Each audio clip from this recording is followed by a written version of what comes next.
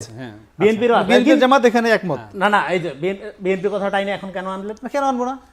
আমার কথা শেষ করতে দেন। আমাদের দেশে ঋষাঋষি ছাড়া কোনো কাম নেই।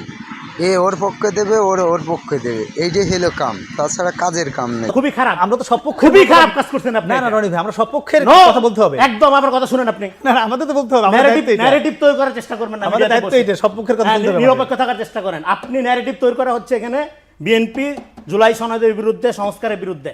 নির্বাচনে যে যাচ্ছে বিএনপি তার সংস্কারের আলাদা কর্মসূচি ঘোষণা করে নাই।